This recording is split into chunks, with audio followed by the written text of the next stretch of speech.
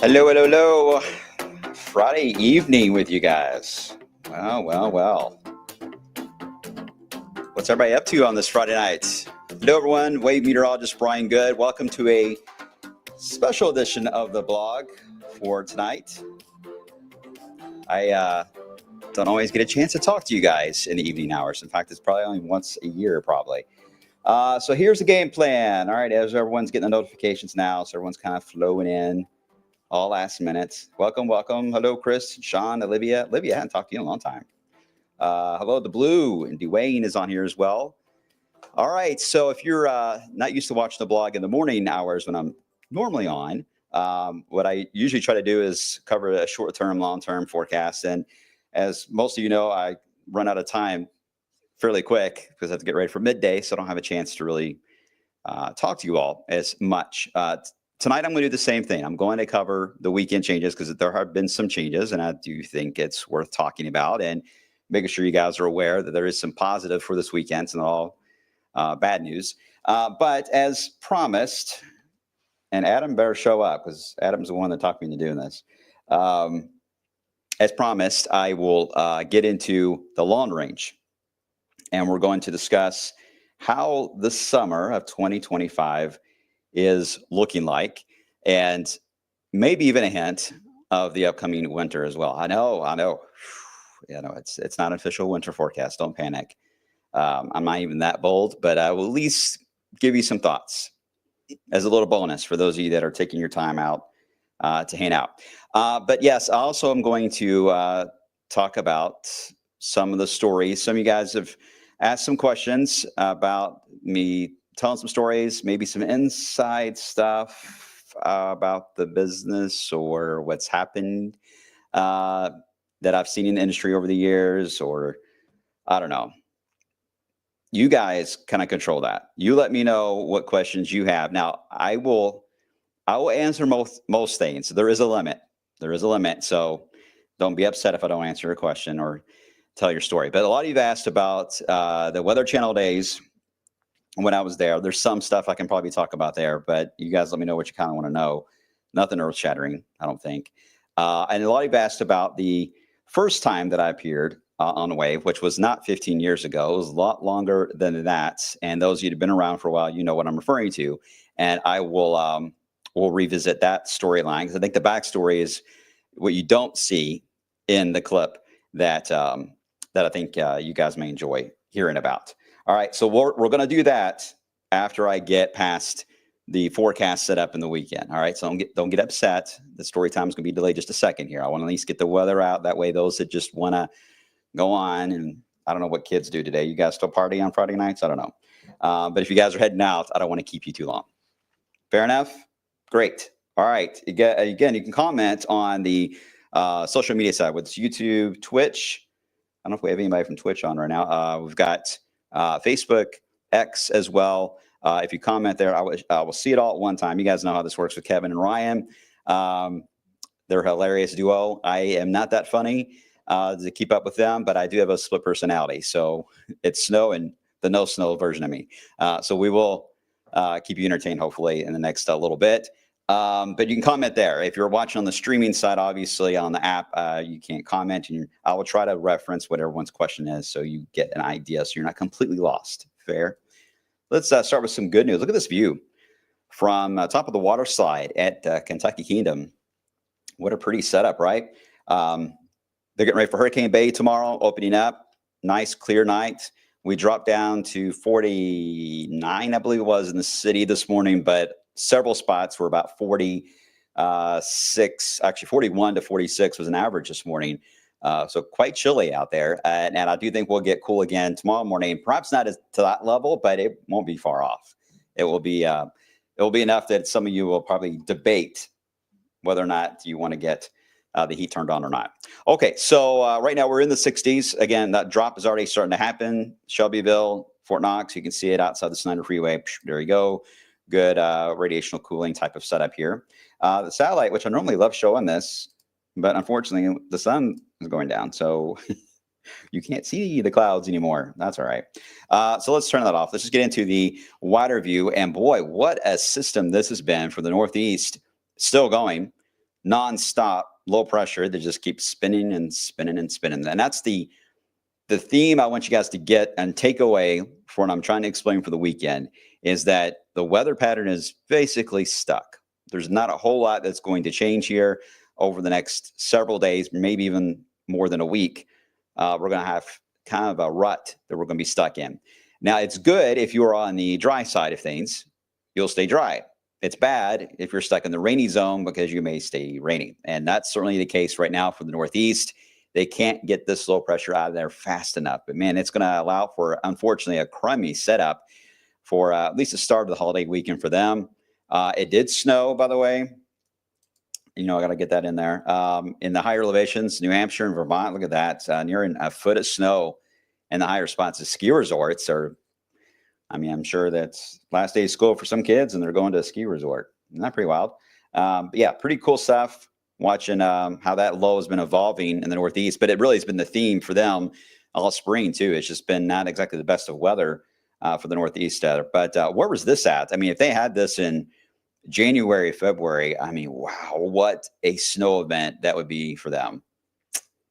But yeah, we feel their pain. We've been there before. But on the flip side of this whole thing is where you got the active weather, because another low pressure is moving into the Rockies. But there's a problem here, and you can't see it on this map, so I'll just draw it. It's high pressure that's centered over central Canada, dropping down, and it's going to become very elongated. We draw circles around these pressure systems, but they're not always a circle. In this case, this one's not going to be. It's going to be very elongated, but it is our protector, if you will. The more we are within that dome of high pressure, the more it's going to be very tough for that system in the Rockies to go anywhere.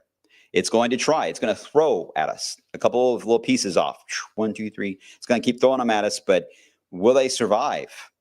Some probably will. That's why we got some rain chances in for the holiday weekend, but they've been lowered a bit and shifted just because the data, and not all the models are agreeing on this, which is not surprising, but it's hard to argue in a blocking pattern like this, and especially when we're dealing with a high pressure. Boy, high pressures can really stick around for a long time and battling, especially in our climate, in our latitude. We see this a lot. A little more in March, not necessarily now in May, but these can really battle storm systems and just eat away at the rain trying to move in. So it's going to be a very challenging forecast for a lot of meteorologists in general, because the data keeps trying to weaken at times the high and push all this out and from the Rockies into our area. And there's some that are arguing against it, saying the high is going to be the boss. And I think that latter idea is probably going to be the one that's going to win out, because I've seen it play out so many times here, and it makes sense. But it's not perfect. It will allow some moisture to get through there. And I think the majority of that will be in the form of cloud cover. So if you're betting on a lot of sun this weekend, it's going to be really tough.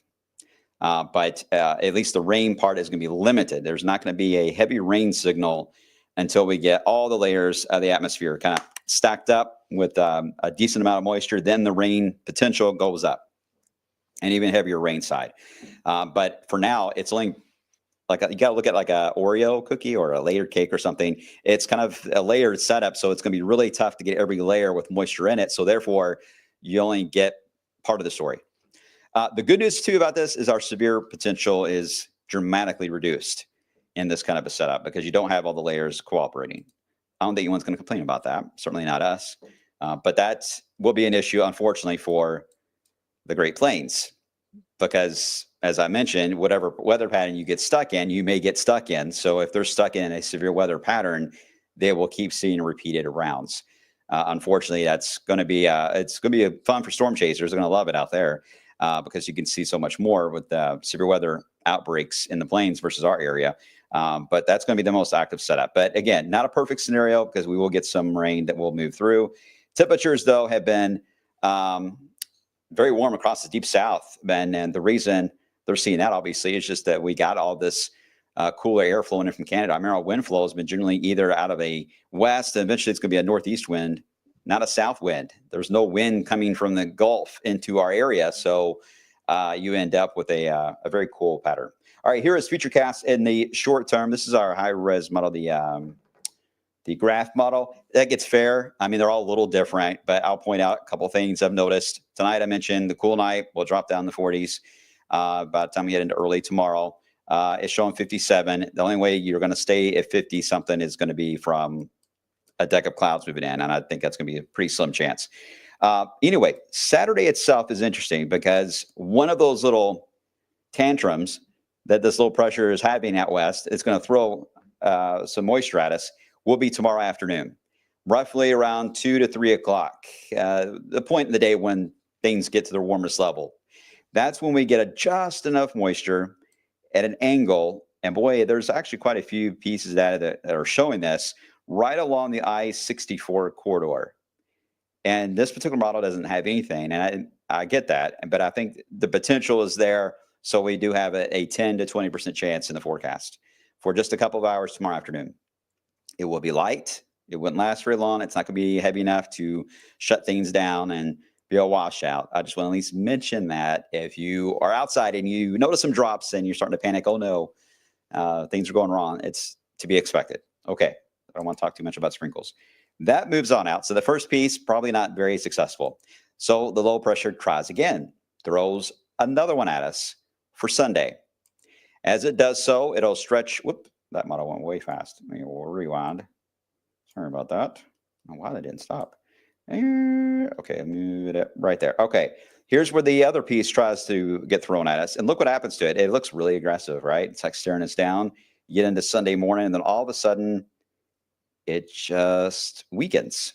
And you can tell the influence that high pressure is what it's sensing and eating alive. Yeah, there is fuel down there across the deep south into portions, and we rewind that again, into Tennessee and southern Kentucky. Yeah, there's just enough fuel right there to allow for maybe some thunderstorms around Nashville. But once you cross into the Kentucky border, it's going to be a little tougher to get a decent amount of rain to reach the ground. No doubt, if you're once again along the parkways and south, your chances are going to be a little more than 40%. If you're along I-64, I would say 30 to 40. And if you're in Indiana, 20 to 30 at best. The radar on the Wave Weather app, and I'm sure you look at, or no matter what app you look at tomorrow or Sunday, excuse me, so many days, on Sunday will likely show a lot of green at times on it, and then you're going to look outside, where's it at? I don't see anything. And that's because it is raining above your head, but it's not reaching the ground level. It dries up. It does lead to a lot of clouds. So that's the only bummer side of things, is it will lead to a mostly cloudy set. But that's all right. That's fine as long as we're not dealing with severe weather and we're not dealing with heavy rain. I don't think anyone's going to complain too much about it. If you're heading toward Indy for the 500, by the way, at the moment, their chances are even lower because they'll be further into that high pressure dome. So their chances roughly 10 to maybe 20%, and it would, again, be very, very light. Otherwise, mainly cloudy in 60s. So not bad at all for Indy. And boy, a lot better than last year when they had to face severe weather. Okay, so round number 2, not bad. Doesn't really score any points, right? But here's one of the bigger changes, and that is for Memorial Day itself. This is when we start to see the first signs that the high is trying to weaken a bit. And then the main core of that low wants to roll on out like a bowling ball. But it keeps getting delayed. And boy, today had a big delay. And to where I think the daytime period on Monday is going to be dry for a lot of you. Once we get into sunset, we should start to see some rain in our western counties start to show up. And then as you're going to bed Monday night, rain chances will start to go up into Tuesday and parts of even Wednesday. So that leads us into the euro. So let me switch because the model ends there. So let me flip over to the euro. Let me show you what the euro shows. Again, here we go. This is 5 o'clock Monday. You got to keep in mind that leading edge is probably not reaching the ground. So this is really your true rain right there at 5 o'clock in the land between the lakes area of Kentucky. Okay, so it rolls on out. It senses the high though, and so it can't go through it. The high is sitting up here, right? It can't go through it, so it's got to go around it. So it will kind of do a little bit of a curve around the Ohio Valley. So areas to the southeast of its track will be more in that rain zone. Your best potential to lift the air to get moisture in from the Gulf is going to be in that southeast quadrant. Will that push into central Kentucky Monday night and Tuesday, or will it stay a little more in Tennessee? For now, we're thinking it's going to get at least into our southern counties, maybe up to Louisville area. But again, Indiana, you may get lucky You may get lucky even into Monday night. It may take some time. The track is absolutely crucial here. The balancing act, a tug of war game between the high and the low. It's a matter of who's going to win, who's going to push one out of the way more than the other. And modeling doesn't do that good on that kind of a scenario this far out. Even it's got to get within 24 hours to really see how that's going to play out. But the storyline is leading to the high winning. Once the low moves out, then we got to watch for maybe some pockets of heavier rain that will try to form, again, that southeast part. And the Euro wants to push that into our southern counties. So if you are in Adair County and even Nelson County, as far north as Nelson County, you may get into the 1 inch plus zone out of the track of this low as it moves on by. But you go to the north, I don't know if your rain totals are going to be very impressive at all. Again, the severe risk is going to be also that southeast quadrant, but if it doesn't get warm enough to allow for enough fuel to build in the area, then we're going to keep even the thunderstorm chance to the south. One thing I'll be watching is to see whether or not we get overachieving amount of heating here on Monday. Say we were to get the sun to break through, the clouds are thinner than what is expected, then absolutely yes, we can go into the mid 70s. That could allow for a little bit of a kick of lightning and thunder, but still even then, I just don't see a severe weather signal. All the AI models we've been looking at, the CSU maps, they're downplaying it on the severe potential. I can't even find a single piece, to be honest, that has anything that hints at severe.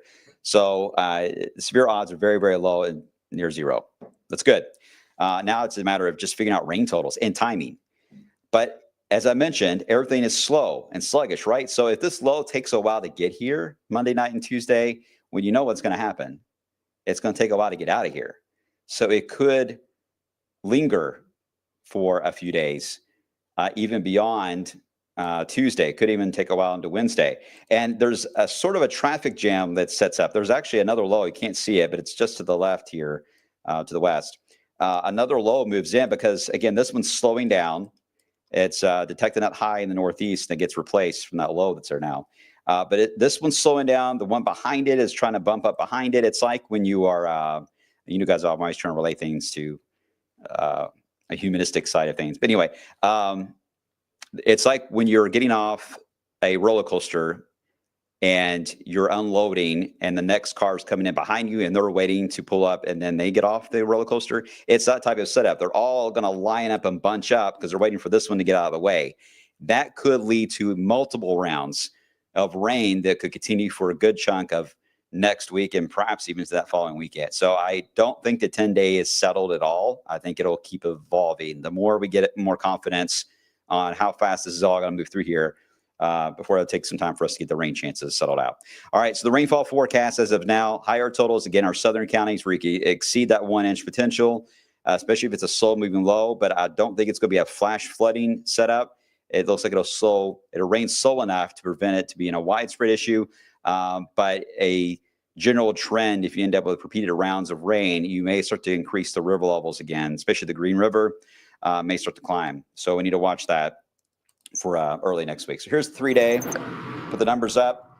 Right now, we'll go with generally a couple degrees, other side of 70. Pretty easy forecast on the numbers.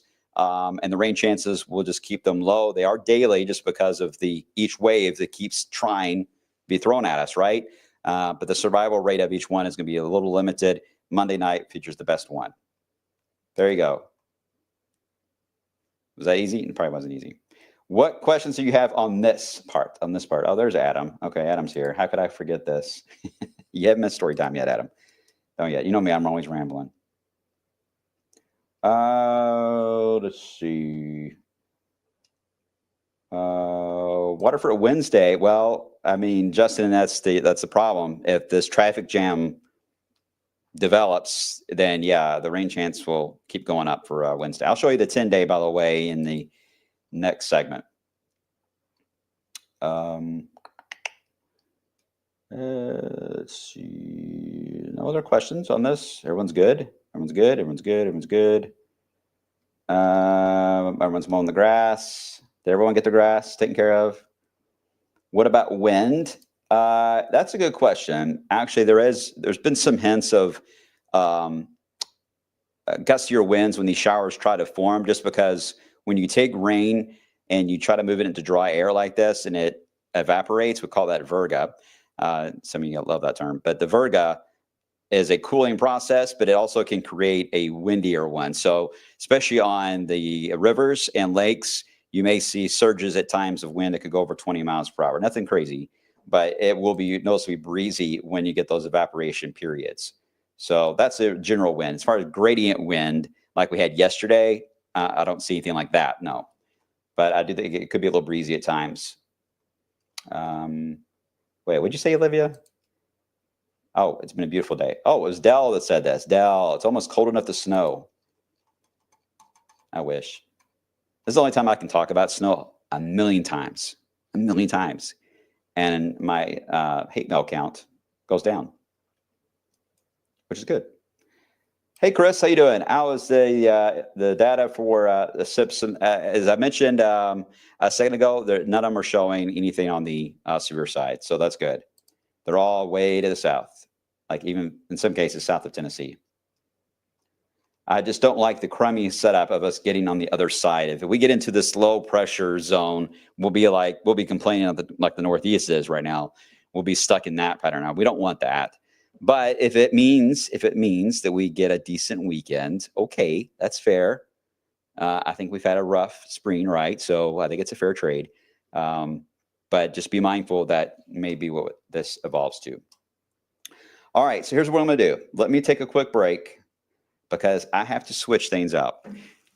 And I'm going to show you some of the data for how we're going to get into the summer and some hints of the winter outlook.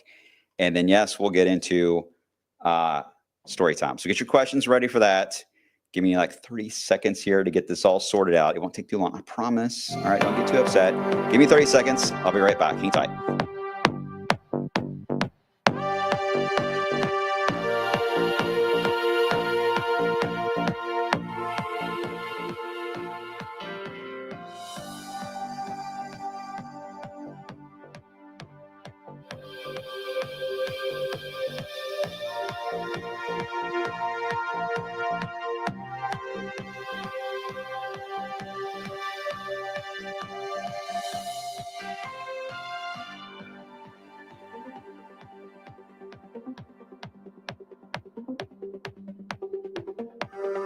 Okay. I think I got it all loaded. I think I'll try to hit the right buttons. You guys know how I am with this thing. So yeah, we'll see if I did it right or not. Okay, so here's what we're going to cover first. Let's see. Hold on. Wait a minute. Let me make sure everyone's good on the, what'd you say? Did I hear right? Did you say winter? Yep. I'm going to think about that. I'm going to talk about, hold on. Okay, everyone's good. He's teasing us. I'm not teasing you. I just want to make sure I'm being very chronological when I'm trying to say it because I'm tired. I'll be honest with you. I am tired today. I am tired. So my brain is very mushed. If you can't tell, I mispronounce every other sentence today. So bear with me. Bear with me, please. But I want to make sure I get everything out that I need to get out before I move on so I don't have to keep backtracking because I know that happens a lot. Okay, let me show you first. This is going to be our friend, the polar vortex. Oh my. Okay, polar vortex. I'm not going to get in the weeds on explaining what all this is because you don't want to hear that on Friday night. I don't want to bore you to tears. But it got popularity, was it 2013?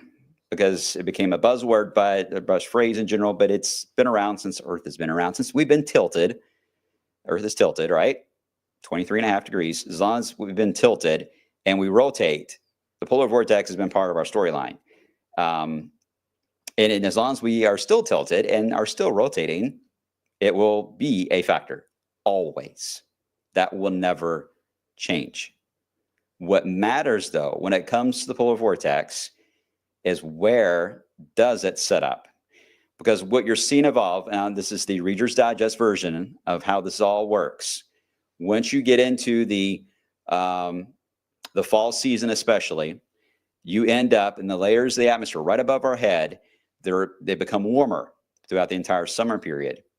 Because the Earth is tilted away from that time period as we get into the winter season, and then you got to keep in mind the Arctic, they get their sunset in the fall, and the sun doesn't come back up again until about midwinter. So there's a natural cooling process. Well, what happens is that warm air in the stratosphere especially loves to flow where there isn't any warm air. So it'll go from the equator area and flows right into the polar areas of the globe. That naturally happens every year. The winds are generally, because the Earth spins, that's where the spinning kicks in, allows it to be a vortex where it continuously spins in a counterclockwise fashion, usually right over where Santa is, right over the North Pole, right? But there are times when you get it to reverse and it goes the other way and spins to the right, or you get an easterly wind. When that starts happening, you actually get warmer air at the pole. And remember, the warmer air in many cases can be a warmer setup in temperature than what even Canada is, or even say Kentucky is. So when you get into the wintertime, if you warm up that North Pole and the atmosphere above us, if you do that, remember, warm air goes where it's not. So it's going to flow into that zone, and it's going to allow for the colder air to get dislodged. And at that point, you're at the mercy of just the jet stream pattern. Where will it go? It doesn't stay at the North Pole, and it really had a tough time last winter on staying up there. I mean, they really had a warmer, it was one of the top winters, I believe, they've had in the Arctic. We couldn't say that because it got dislodged. It didn't really completely move over us. To be fair, it got more elongated is what happened, which, whoa, my pen went wild. It got really elongated into the eastern United States and eastern Canada, but it got stuck that way. And that's why we just kept getting these cold shots of air, and La Nina played a role, which I'll show you that in a second. That played a role in allowing for us to get enough energy to come in storm systems. And it was just a perfect combination to get winter storms, right? So this is a current snapshot of how the polar vortex is trending. Now we're getting into the summertime. The vortex is starting to move back in its spot at the North Pole, and then eventually it will get weaker. You won't see it as very pronounced as it is there. It's still got some cold air to work with, but it will eventually become very faint as we get into the summer months here. It gets warmer. It'll come back, though. It will come back, as usually the case, I'd say about not far from Halloween, it starts to show up, and that's when it'll get reestablished. But will it do the same thing as last winter? Will it get elongated? More on that in just a second. That's your teaser. But the problem we've had this spring is that these pockets, see these little pockets, this is still the leftovers of what happened over the winter. These colder pockets haven't really found a home yet. And then you get this very strong ridge that's happening in the western United States. These low pressure, the jet stream is just not able to cut into the Rockies from west to east. It just can't, it can't do that. It's trying, but it can't. So these low pressures that move in over the Rockies, they drift over the Rockies like the one now is. It just drifts very slow over the area. And then because there's no jet to move it out of the way, it just gets stuck. I don't think we're going to see a change in our weather pattern to a grand scale until we get these pockets out of here, until everything settles and we warm things up. We've got to change that narrative.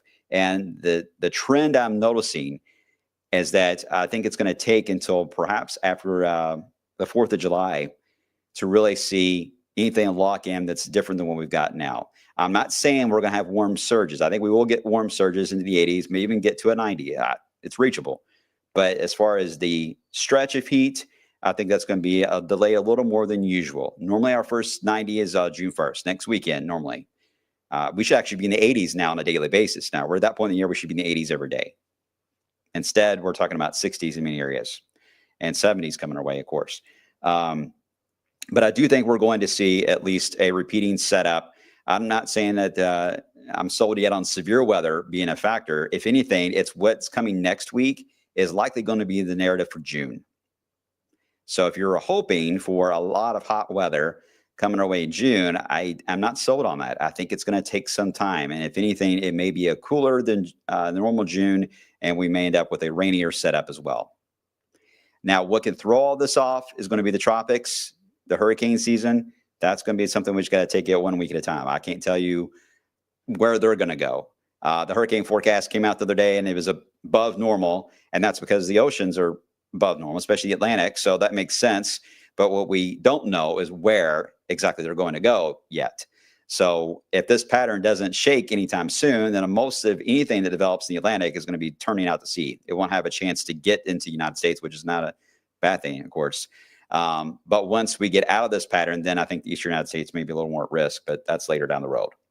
All right, so the polar vortex is a key factor on how things have been playing out this spring season. It's getting stronger, it's getting weaker and fading away at a more rapid pace, but unfortunately it's been so rapid that these little pockets are still lingering across the globe. It's not a clean sweep. Usually it is. We kind of swipe that out, and we end up getting to a warmer setup fairly quick after severe weather. But in this case, it's going to be dragging its feet. Does that make sense? Did I explain that well? I don't know if I did or not. It's not an easy thing to explain, especially with one map. But at least want to give you guys a heads up. Okay, so let me show you a model that I think has done very well, not only on the winter setup, but it's done very well on the, oh, hold on one second. I knew I hit the wrong thing. Told you I would. This is the model that I think has done well on the winter forecast. And that is, well, that's not, wait a minute, hold on. I promise I'm going to get this. I'll get this right. Hold on. So many different things got to flip. Oops, that was the wrong one. Oh, no, I messed that up. Oh, boy, hold on. Bear with me. Oh, there we go. Hey, I saved it. Saved it. Box 2, camera 2. This is why I don't do a long blog all the time, guys. There we go. I got it. See? Voila. There you are. That is the CFS model. I did all that, and now I'm going to take it full. The CFS model did the best on the winter outlook. I'm picking it out almost 2 months in advance, FYI. So what does it show looking ahead? Well, let me animate this. By the way, here is Kentucky right here where my cursor is, right? Okay. So that's home. Blue, obviously, cooler than normal temperatures. Red, orange is being warmer than average. And this is the trend. Here we are as we head into the very end of the month, into early June.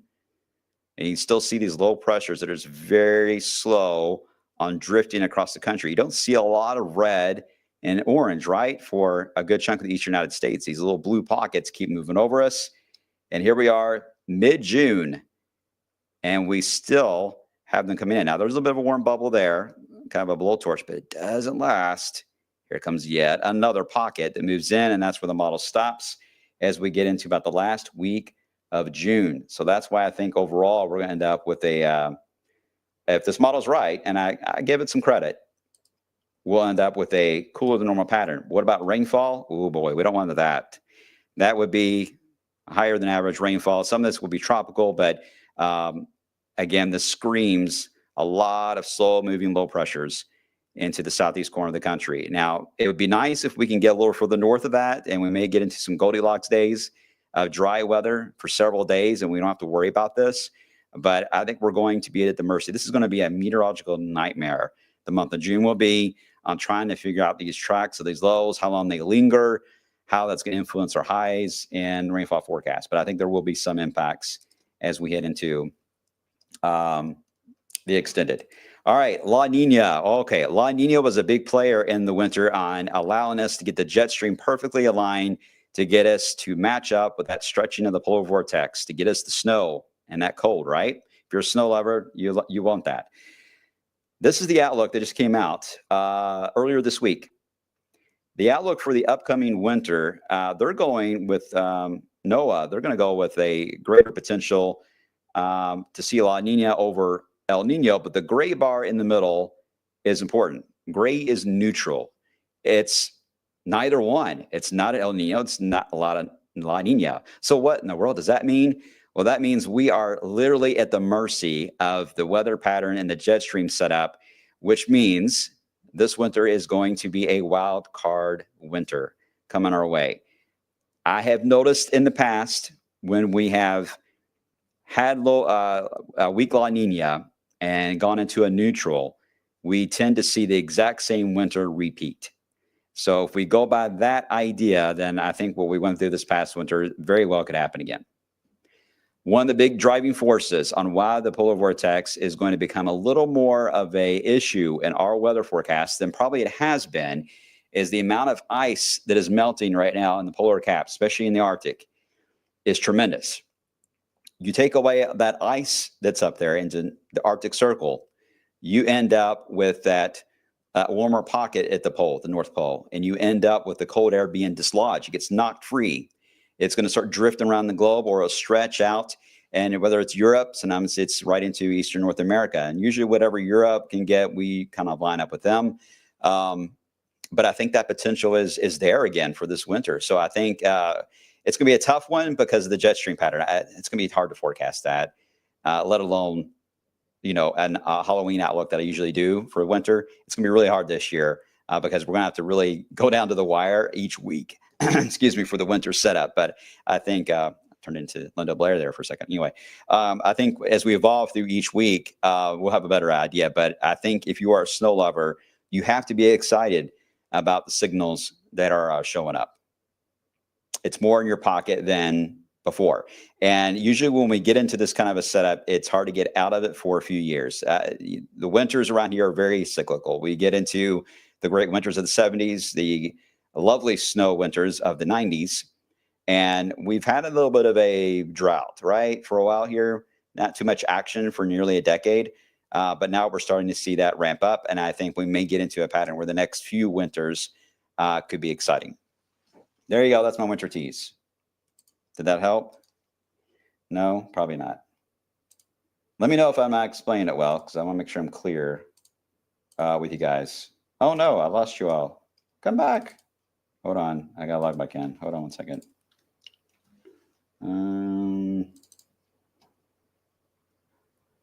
There you are. Got you. Okay.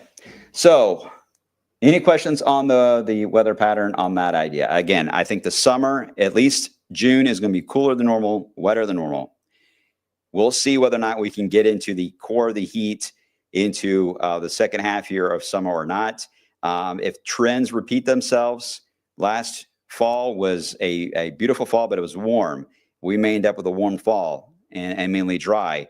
And we may have to get through a warm setup all the way through Christmas again. We may have to wait until the North Pole does its thing. Again, it's a natural cycle that happens with the polar vortex doing its thing for the winter. So that has to happen first. So it's fair. We may have to wait until January to get things to fire up. But I think once we get into the winter, I think it could be exciting. I'll revisit this again later this summer and certainly for Halloween night. What'd you say, Adam? Same as last winter would not be good. If you're not a snow lover, no. Would you step away from the keyboard? We have a discussion about this winter nonsense. Yeah, sorry about that. Sorry about that. Okay, all right, you guys seem excited. You seem excited. All right, so story time. If you ask your question, I miss you're gonna have to ask again because there's so many of you. Oh, this is an easy one. Zuzu, how old are you? How old am I? Okay, I'll play the game. I'll play the game. Some of you already know. I'll play the game. How old do you think I am? That's fair. I do this to Dawn all the time. She never gets it right. Charm says, I love winter. Hey, we got a Bots fan on Twitch. Thanks for watching on Twitch. Appreciate that. Angela, 122 degrees in New York City. That was the best story you told me. Oh my goodness. I can't believe you remember that story. I will tell you in just a moment. Jacobs is 43. Did I look that old?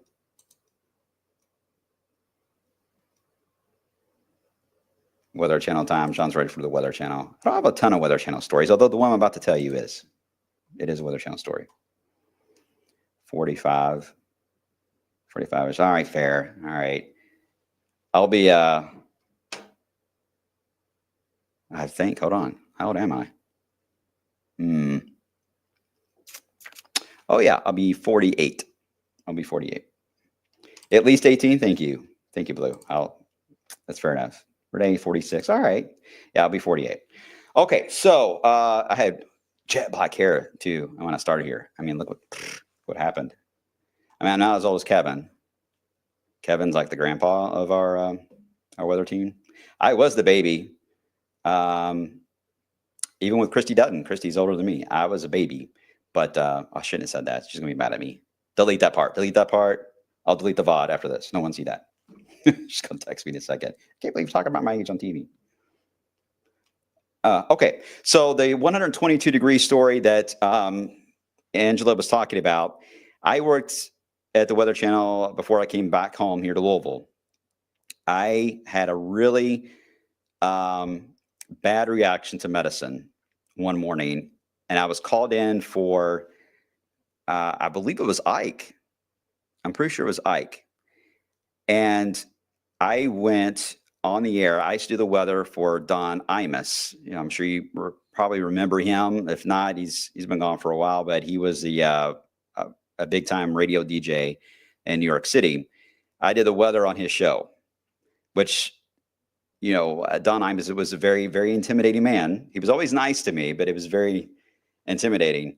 And I just was just not feeling good at all. I had a horrible fever. I was a mess. And I went on the air and said it was going to be 122 degrees in New York City. And he questioned me, but then he went along with it. Like it didn't faze him one bit. I was embarrassed because I knew what I'd done afterwards. And I called and said, I'm sorry. I don't know why I said that. I don't know why. I think I was just thinking of what I felt like at that moment. But that was an intimidating time period. And it was also, I used to work with Al Roker and doing some weather hits with him in New York, and Jim Cantori, great guy, Mike Bettis. They were all really, really nice to me. The one thing about the Weather Channel is that's different in local TV stations now is they take care of your hair and your makeup. We don't do that here. Most local stations now, everyone, you got to do it yourself, which, you know, that's always fun. But at the Weather Channel, they have a team that will take care of you. So I usually was timed out with Betty Davis and Kelly Cass.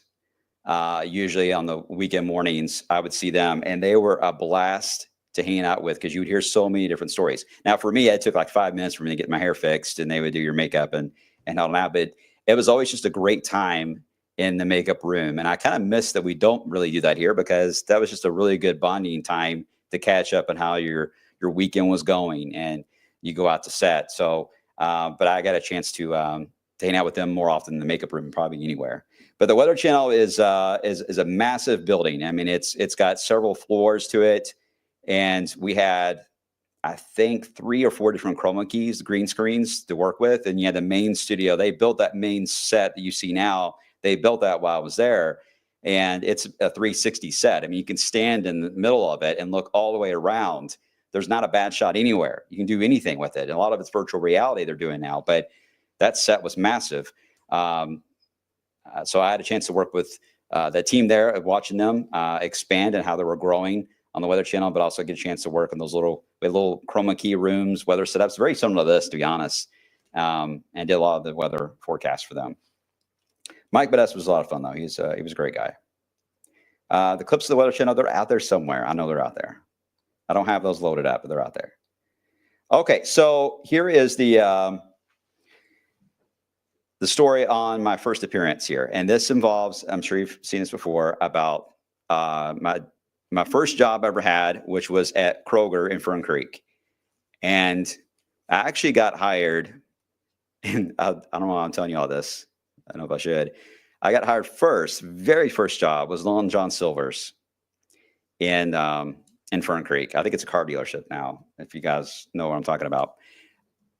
Let's just say I was not really made for fast food. I'm made to eat it, but hot grease, I'm very clumsy. So hot grease, probably not a good idea for me. You have to take a shovel. You drop the chicken planks. I remember this very clearly, so long ago. But you drop the chicken planks in the number of a die. So 1, 2, 3, 4, 5. You drop them in, and then it beeps, and you scoop it up. When you scoop it up, you had to take it and then take your shovel and flip the chicken planks up to a second level shelf under the heat lamp. I could not master that little flick of getting the chicken planks up there. So I actually hit the heat lamp with my shovel and it caught on fire. And when it did, all of the fire extinguishing systems in the whole restaurant all kicked off. Everyone was covered in foam. Everyone. And I looked at my boss and I looked at her and we were all covered in foam on our faces. And I just said, I quit. I was like, before you fire me, I quit. I realized I'm not made to do this. Me and heat lamps, not a good idea. So that's when I had a chance to go to Kroger, start doing the bag boy. You know what my first day was at Kroger? It was the Sunday night before the snowstorm in 1994. That was my first night working at a grocery store. And I remember there was not a single bass cart that was left in the store. Every customer had one in their hands. There was no parking in the parking lot. Everyone was parking along Bardstown Road, and the traffic was backed up on the Snyder for everyone trying to get into Kroger. The checkout lanes were so long that we had to open up the areas not too far away from the seafood department and the deli department, and we had to stretch the checkout lanes all the way to where those freezers are in the back. So then customers were complaining because they could not even shop because people were in their way in the middle of the aisles waiting in line to check out. It was chaos. And of course, clumsy Brian, I dropped Prego sauce on a lady's foot. And I felt bad. She was okay. But it busted. It went everywhere. And everyone was covered in Prego sauce. You see a theme here. See, I shouldn't be around anything really that's dangerous to anybody else. But it was a very hectic day. But what I remember most, I remember asking about what, all this chaos was. And at that point, the Weather Channel forecast that was coming out, it was from the National Weather Service, it had winter storm watch, I believe. I don't think it was a warning yet. It could have been. But it was out for several inches of snow. They didn't even put a number on that forecast. It was several inches. And everyone's talking about John Belsky. John Belsky was saying, oh, yeah, this is going to be a big snow. I got off work that day, and I grew up near Provo at Fern Valley and Old Shep. And I went home, and my mom was gone. She left me a note and said, Brian, when you go up to Melton's, I'm sure you guys remember Melton's Food Mart, go up to Melton's and get a couple 2 liters of milk. And I'm like, I just came from a grocery store. I'll go back to another one. But I went in the store, and while I was in the store, the manager came on the intercom and announced all the shoppers there at Melton to calm down and relax. The winter storm has been canceled. Like it was some kind of TV show. It had been canceled. So there's no need to panic. And I remember there was a lady standing behind me and she goes, they're just saying that so we won't buy all the bread and milk. I know they're just saying that. But I was upset. I was like, what do you mean canceled? What? I mean, at this point, I haven't seen anything as far as a huge snowstorm yet. So I was really excited about this. We had 2 7-inch snowstorms in 93 back to back, a week apart.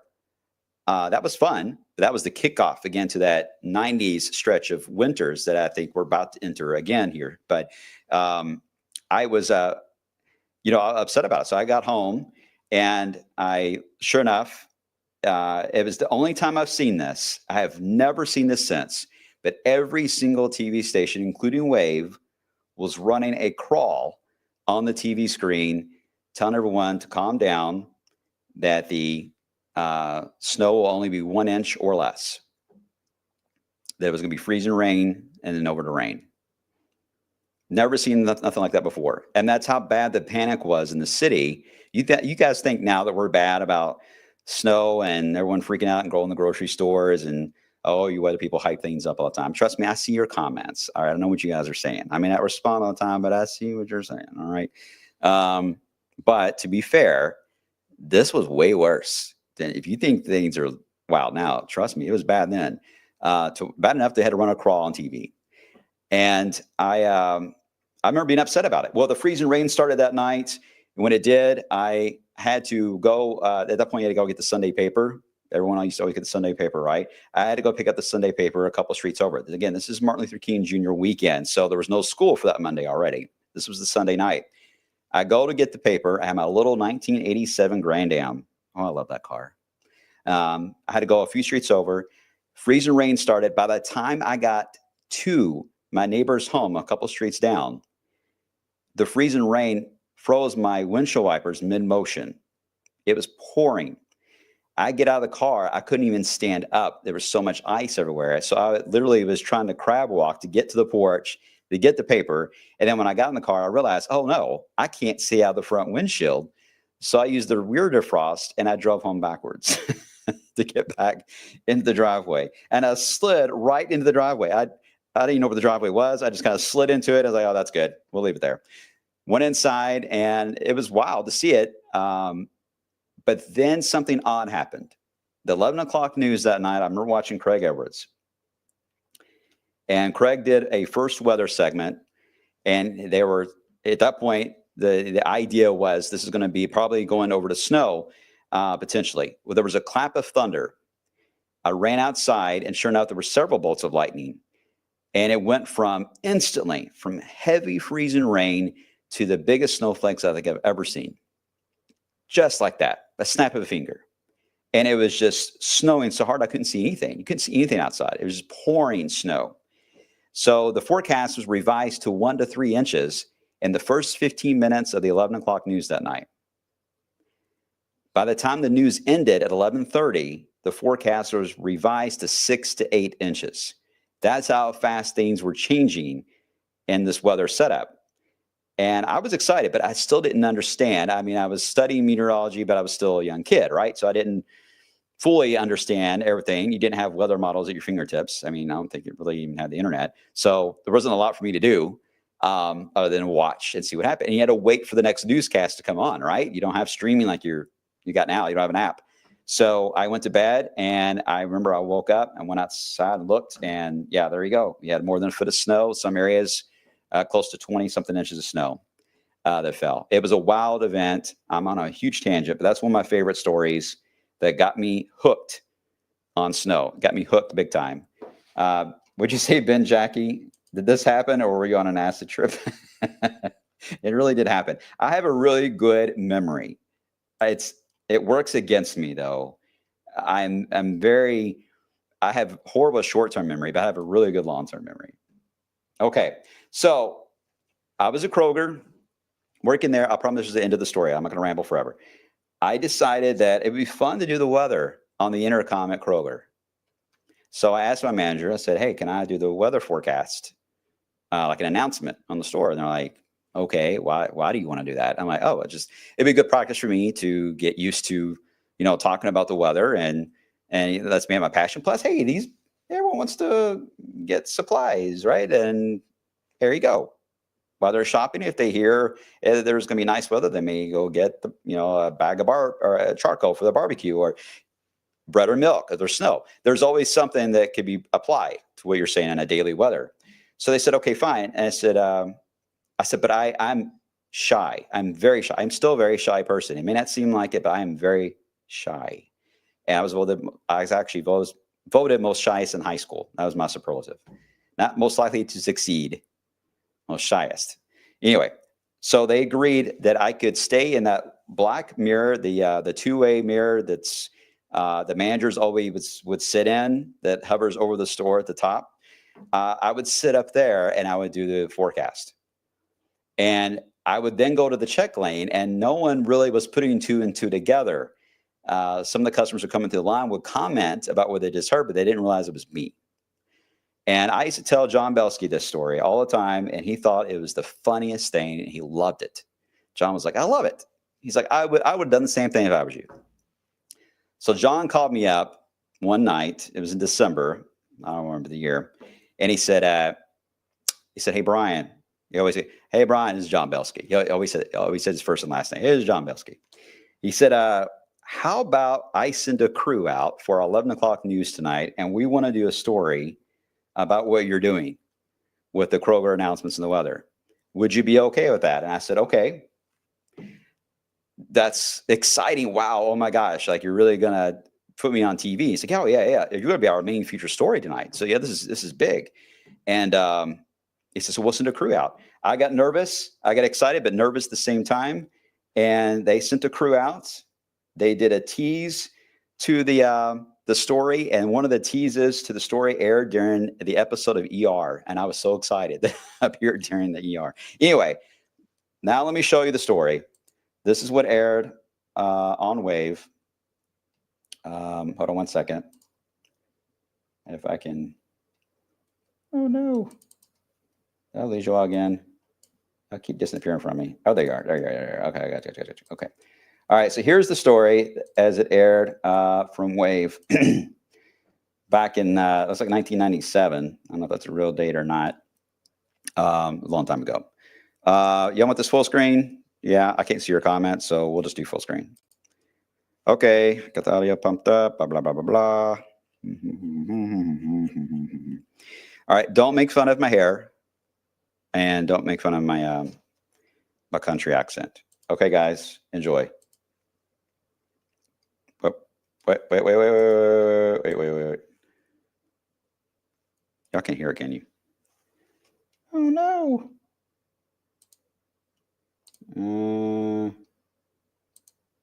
No. Are you kidding me? This is not gonna play. I tested this out and everything. Hold on one second. Do. What am I missing? Let me try it again. Ah, come on, Brian. What a build up to a story. I only have it fade like that for you all. I am so sorry. Hold on. Let me try this again. Hang tight. I'm going to figure this out. No one leave me. Don't leave me yet.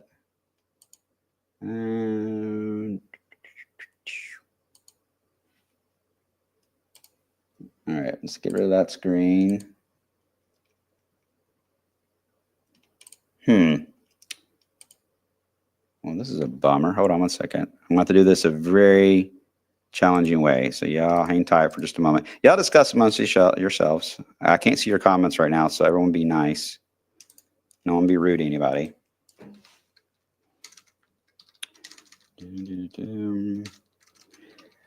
Someone else said that the first job was at Kroger as well. Is that right?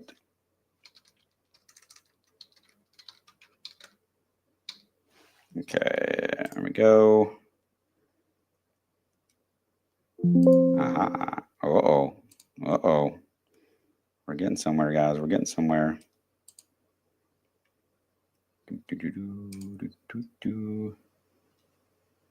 All right. And let's see. Here we go.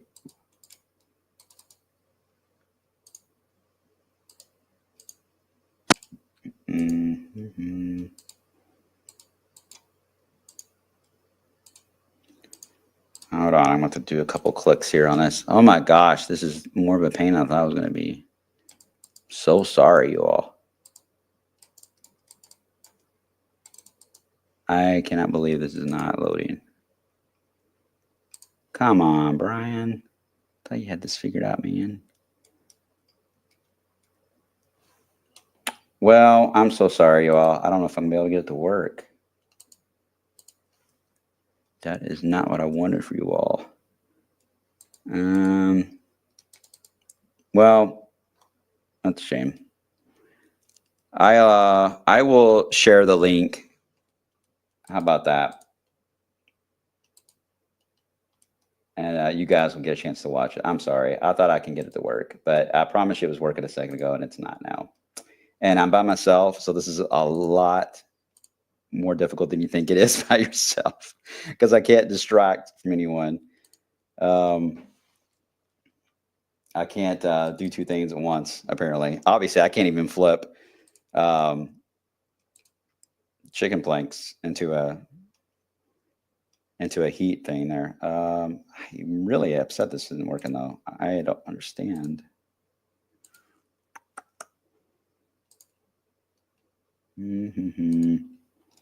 I should just leave it alone, right?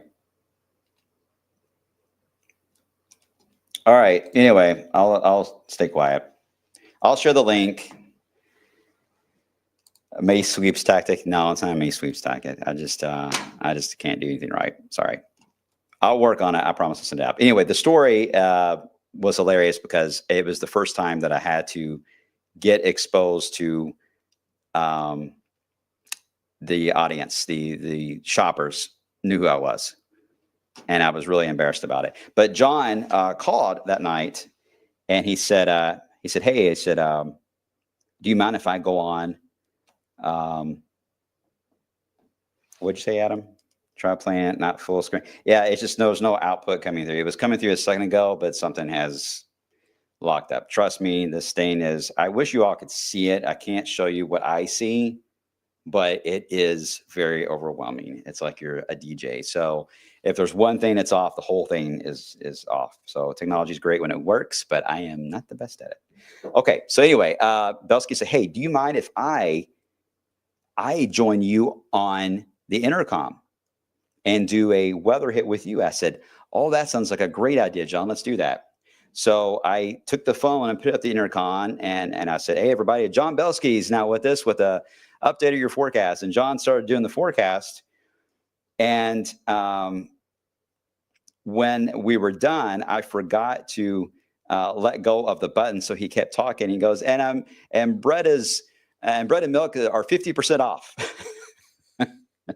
And that got out on the store. And my manager had to honor it.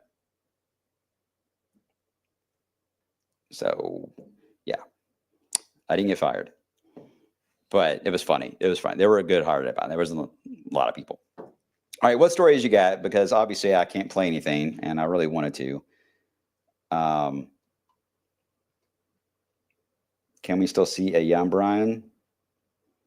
Yeah, this is so frustrating. I don't know why I didn't play it. I really don't. But I don't want to bore you all. I mean, this is frustrating for you all. Sit and watch me just ramble and figure out technology. I don't want to do that. So I don't want to do that to you all. But I will put it in the chat if you haven't already figured out where it is. Some of you probably already have. But I will send it out and you all will see it. I promise. And you can put everything together that I've rambled about for the past few moments. John Belsky, what a mentor. Yep, he was great.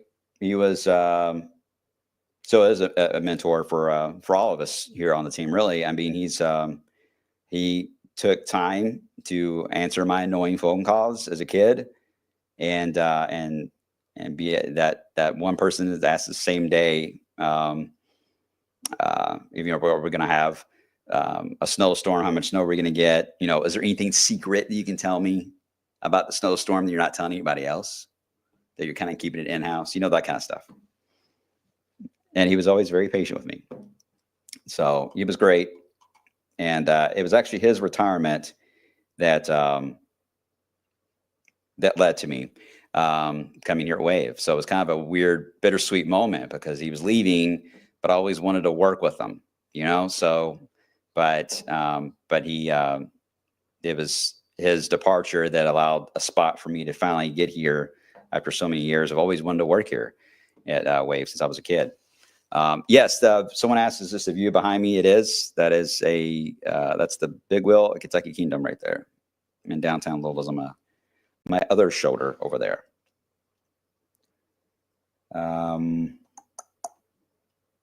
Do you still visit that Kroger? Yeah, it looks different. It doesn't look anything like it used to be now. I mean, it's been remodeled so many times. So, I think most of the staff, when they built the one in Mount Washington, a lot of people went to Mount Washington, but no one remembers. No one remembers. You love bloopers. We have a lot of bloopers. Oh, someone watched it. Laura watched it. Okay.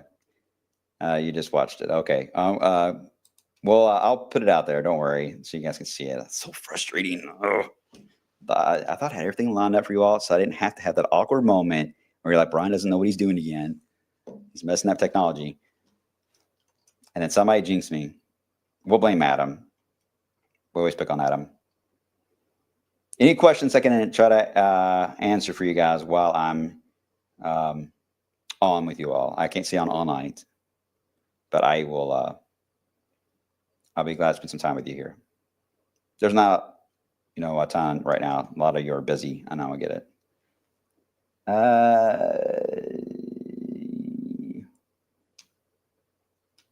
Did you ever actually meet the lady who dropped the ragu sauce on? No, I did. I can't even picture her face at all. Well, at that moment I did, and her foot, but I never, yeah, I can't remember who it was. I just remember being very embarrassed. Very embarrassed. Sean, I worked at the Stony Brook Kroger.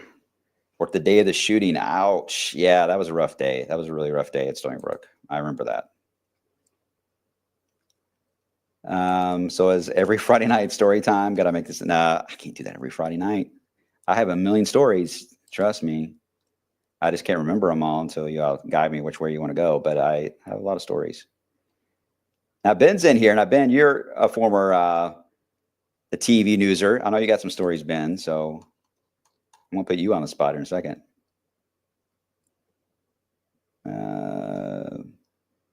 What is the first station that you worked at? That was WBKO in Bowling Green. Did that as I closed that school, and then went to Charleston, South Carolina. Boy, that was scary. Whew, going to Charleston, South Carolina, and not knowing a single person.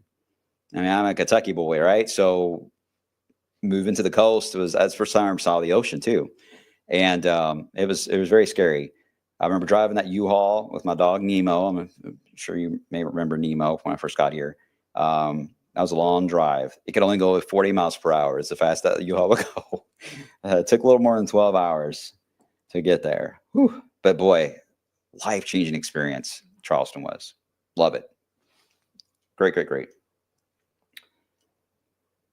Any of the stories about the Weather Channel or Wave? I mean, some I can't tell you all. You all know that. But there's some I can. I mean, we've had some good times here at Wave. Wave is TV in general has just changed a lot. Over the years, it's just a different setup. But you meet so many interesting people on this journey, and this is the longest I've been anywhere. Has been here, so you really just see everyone kind of grow in the roles, and some people have had to move on, and it's just times are changing. But at the same time, you get to meet new people that roll in, and that's always a blast. Get a chance to meet new people and learn where they're from, different experiences. Always a great time. Austin's trying to get me back to weather. Hope the 90s are coming back sooner than expected. We may touch 90, Austin, but a stretch of them is going to be really tough in this kind of a pattern. JK, you should have brought the tortoises on TV tonight. Harry, I was going to bring, but Harry actually will be here in 3 weeks. I think it's 3 weeks. Harry will be here for the day. So you'll see him a lot very soon. Stories about Jim Cantori. Not necessarily. Jim was actually very, very nice. You would think he'd be really sensitive on the, he's a pretty short guy, and you think he'd be sensitive about that. But he's very lighthearted about it. He was fun. I always got along with him. He's very respectful to me. He has to deal with a lot of people coming up to him a lot. So he handles it very well.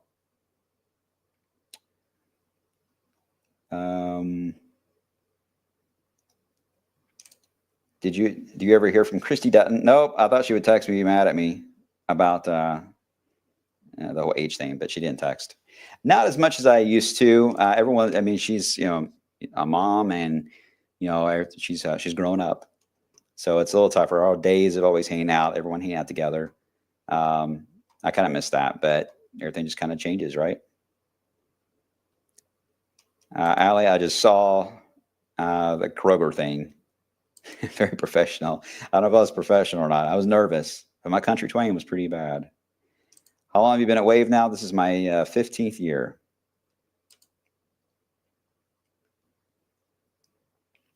I'm not sure what you all were talking about. You're saying, pretty sure it was Tom Wills. I'm not sure that I missed a conversation somewhere.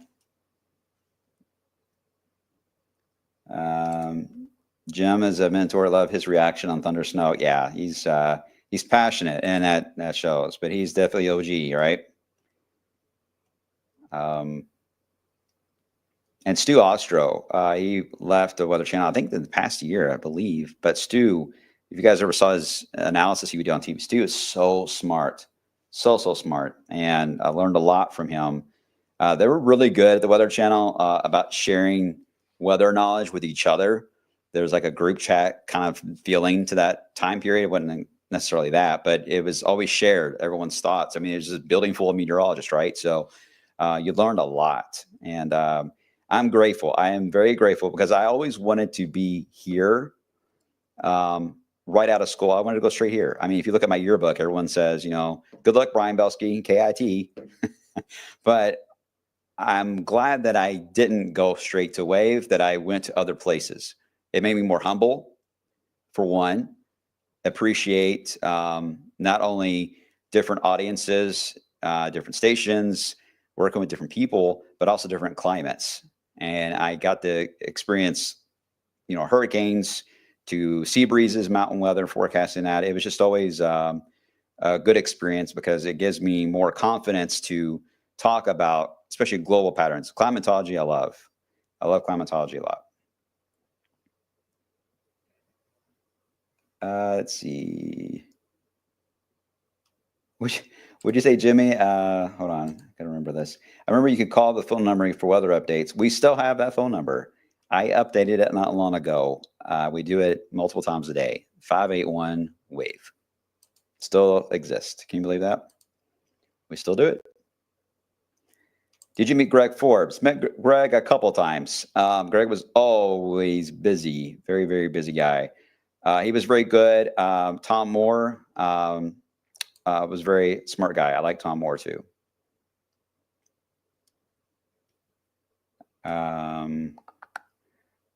Let's see.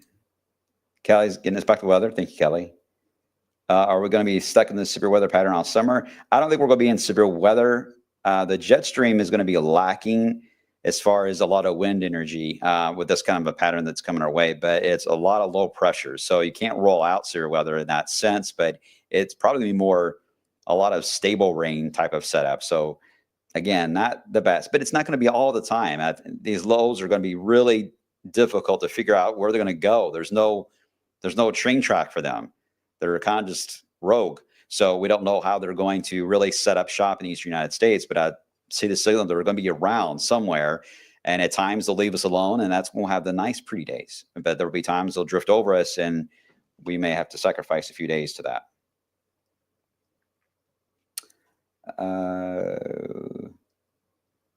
Hey, Carrie, how you doing? You missed the hour, but no, you didn't miss anything, Carrie, because technology got me again. Adam, I remember you used to sit in the cubicle. Adam, how long have you been watching? And do the blog? Yeah, I like doing the blog in that weather office. It was always fun. Well, the technology's changed a lot, hasn't it? A lot different. Shonda, have you ever storm chased? No, Kevin and Ryan have.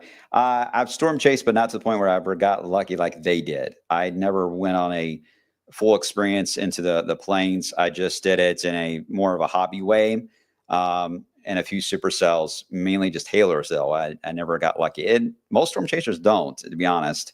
What they don't tell you in storm chasing is that there are many days you just spend driving and a lot of bust in forecast, especially in the plains, because it's a much more sensitive area on how they develop. You can't really chase here, as you guys know. That's why we don't have a big spotter network or a chaser network in Kentucky and Indiana. It's too dangerous. There's only a few limited people that are trained enough to handle that in this area. The terrain is just too hilly, and you just can't risk it. So I never recommend it in our area, but that's one thing that it's also missing from a lot of severe weather coverage, right? Is that we don't have chasers out in the field like they do in the plains, but you just can't do it. And if you did it, it's if they're not fully trained, to me, it's just very, irresponsible. It's dangerous. And I don't think we want to put anybody's life at risk. I mean, we do our best to guide the storm tracker around storm events. We have to always keep them in a safe spot. So we always got to take care of our crew. Hi, Christina. How you doing? Belsky was my favorite for years. Love meteorology. I miss hearing from him. Well, yeah. Well, I wasn't really a replacement, so I want to be clear on that. I don't think anybody can replace him. I know that's not what you meant. I'm just saying that with him retiring, it left us a spot where Kevin can become chief, and then I can move in to the station. So that was nice. Oh, let's see. What other questions you got? Come on. This is your time, guys. This is your time. All right. A lot more of you are logging on. So I got a feeling you guys want to be really nosy. I can't say I'm going to answer everything, but I will give you your moment. And just remember all the other times when I'm busy during the day and I can't spend with you all. This is making up for it. It's fair trade. Tracy, I love the video. Okay. Well, I'm glad. I'm glad you're watching it. Cameron, there are quite a few spotters here, the spotter network. Yeah, it gets tough. Yeah, you got to be fully trained, Cameron. I've seen so many close calls in the area with storm chasing in our area, and it's really, really dangerous. Let's see. Has Tornado Alley moved east? No, I don't think Tornado Alley's moved east. I just think it has expanded more into the Dixie States and Tennessee Valley in recent years, but it's still there. I mean, it's there obviously the next few days, right? So that isn't going away. I just think we're seeing it being a little more influenced a little further east. So it has the appearance of shifting, but I wouldn't say that it has shifted. I just think it's just an extra region that's getting that's growing up on the other side there.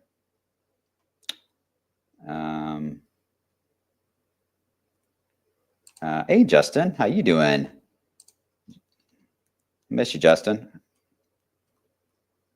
Hi, Jenny. How are you doing, Jenny? How hot is our summer going to get? It'll be just the second half, I think, of the summer. But if we don't dry out, it will not be overly hot. But boy, it will be humid. It will be humid. But once we start drying out, that's when you get to the really hot days. And sometimes we don't see that until September around here. It takes a while. Have you ever met Reed Timmer? Nope, I have not met Reed. Tim, I would love to see the weather office. Well, someone just said, when are you going to do a Twitch stream? I did that. I did one, I think. It was one. I did. We were decorating the weather office. It was Jessica Dobson, Tawana, Hokie, and myself. We decorated. That was fun. So I'll probably do a stream maybe on Twitch or something like that and show you guys the weather office. A little, I don't trust myself tonight with the technology. Derek, I saw your comment. Where'd you go, Derek? I went to school. Derek, how long have we known each other? Derek Taylor. Was it third grade? Third or fourth grade? Hartstern Elementary. Watch the YouTube guy, Ryan Hall. Good to watch your boots on the ground in the region. With your thoughts on that? Ryan is doing he's doing a great job. He really is. I think we can all appreciate the coverage that he's doing. I think he's learning that it's tough to cover everywhere. He's trying, but it's tough, especially when you have multiple regions at once and everything's kind of hitting the fan. That's where things become a bit of a challenge. But he is certainly he's growing a great network with them. I always think that anybody that's trying to take on a hobby and grow in this, kind of like I was doing at Kroger. John didn't discourage me from doing the weather forecast. I don't think he was intimidated by me doing it either. But he did encourage me. He didn't discourage me from it.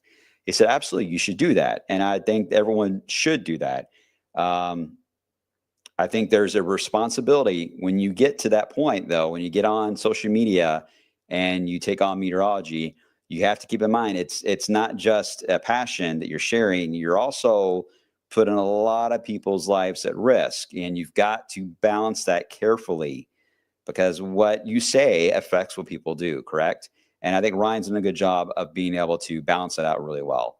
So I can appreciate what he's doing. And I wish I had grown up with being a YouTuber or something as a kid. I would have loved that.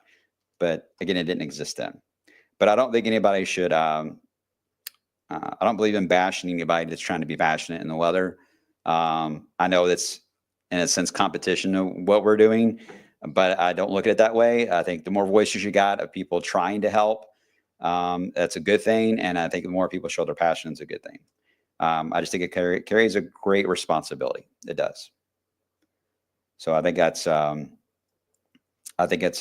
something to keep in mind. Ashley, do you recommend Skyward classes for AWS? Yes, absolutely. We used to actually host those. First few years here, I was here at Wave, we would have like town hall kind of meetings with the Weather Service. We would host them ourselves, and the Weather Service would be there to do the presentation. The last one I can remember actually was IUS. I think I met some of you there when we did that, but we didn't do it. We haven't done it in a long time. We need to do it again.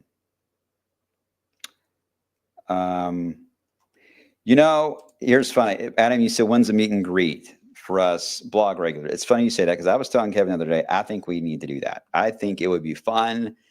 Some of you scare me, to be honest. You do. You terrify me. But I think it would be fun to meet you all. And so I'm going to work on that. I think it'd be fun to have, I don't know if we could do it here or not. I don't know where it would be. But it would be fun to actually have you guys in person join, and we have a chance to talk face to face, because sometimes we only get to see each other at the state fair or any kind of event. But it's hard now, guys. We have a newscast often, right? So it's really hard to get those moments in, because we have such a packed schedule. It's so different from when I got here, and it's every TV station's like that. So it's really hard to get those events, but that's something we'll work on. We'll work on it. Okay.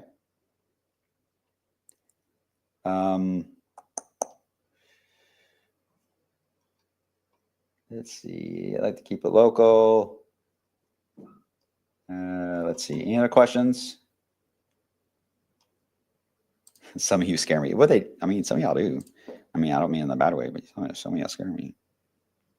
When is the Kentucky State Fair this year? I don't know. Mid-August usually, right? I don't even know what day we're going yet. They haven't announced that yet. We'll get there.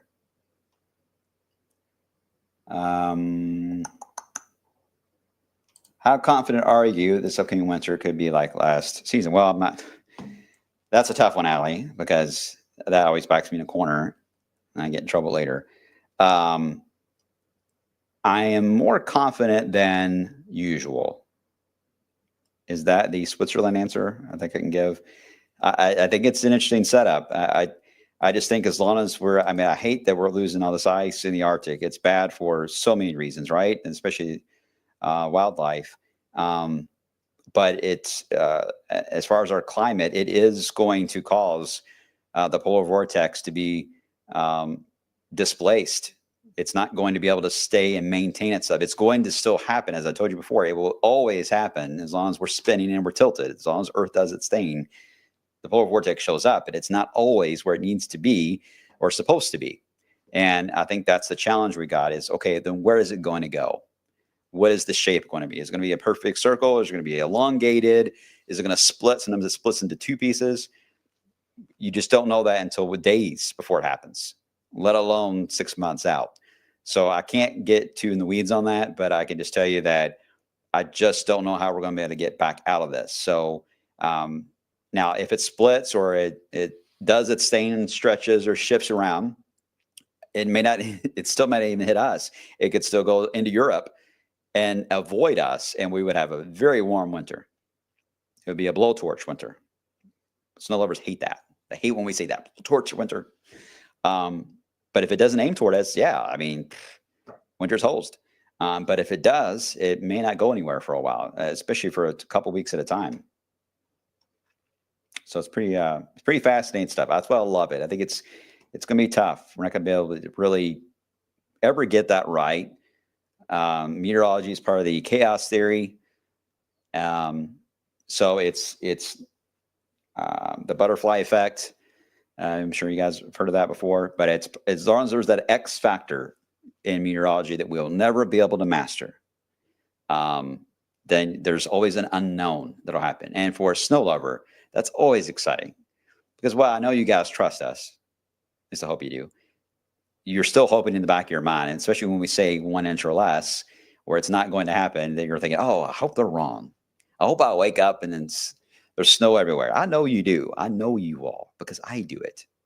I get disappointed too, but I can't, despite popular belief, I don't make up a snow forecast just to talk about it. I am genuine about it. If it's not going to happen, I'm going to tell you it's not going to happen. But I get that wish. But winter especially has always an X factor, so it's always exciting. Kira, you think the polar vortex we can do to climate change? Yes.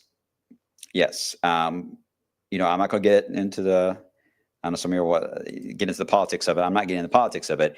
I do think the Earth goes through its cycles, and I don't think there's any way you can say that humans have not had an impact, because think of how many humans there are now and there weren't before. You can't imagine that we wouldn't have an impact. We have an impact.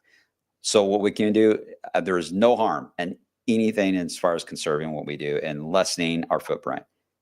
There's no harm in that. I don't care where you're at on the political spectrum of things. I think that's just being kind to where you're at, right? I mean, it's just, I feel like it's kind of a common sense kind of thought process. Where it gets hazy is when it gets into the political spectrum, and I don't think it needs to be there because the importance of what's happening gets lost.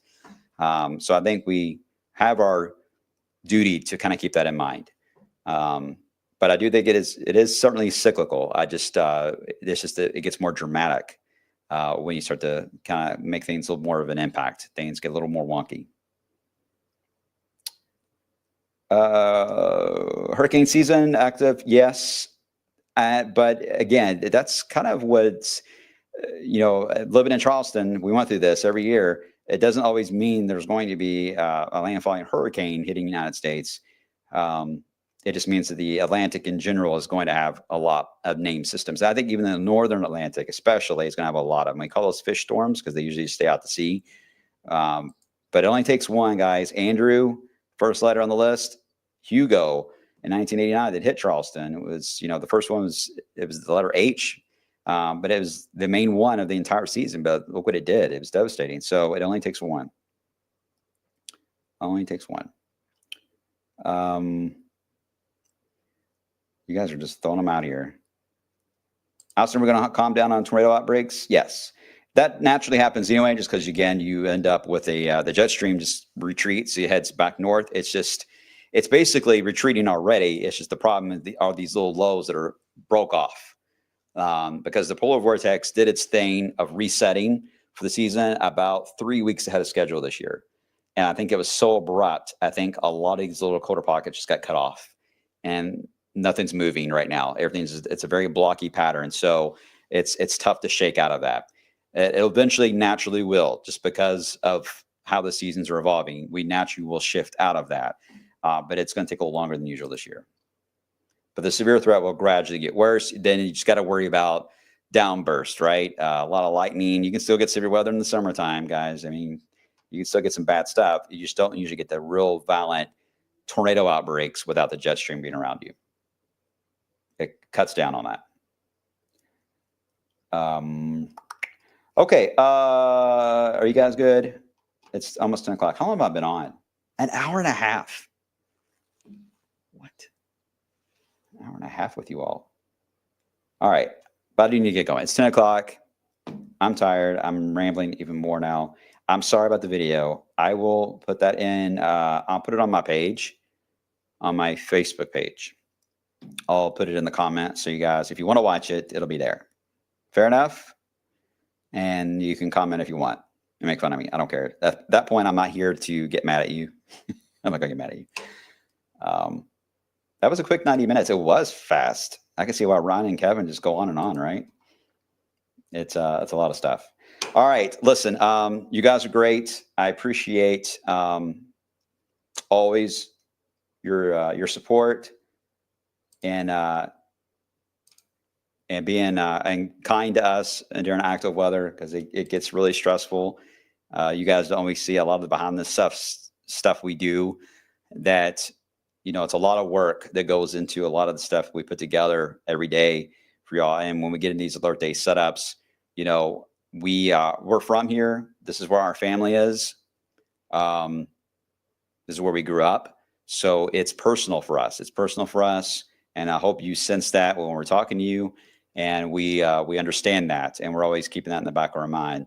And we've had some wild events around here, right? So we appreciate your trust on that. And even on the quiet days when nothing's going on, I'm glad y'all at least take a moment to come in and say hello, because I know we're not the most exciting when quiet days happen. I totally understand that. But we try to be. We try to be. I keep telling Kevin he's bringing back the game show, that spin the wheel thing. I think they need to do that again. My personal opinion. All right. Take care, guys. Have a safe holiday weekend. I'll be on in an hour if you want to hear me talk about the weather again on the TV side. But have a safe weekend. I will be back coming up on Wednesday. So you won't be around me for the blog, but you know who will be? Carson, who does a great job.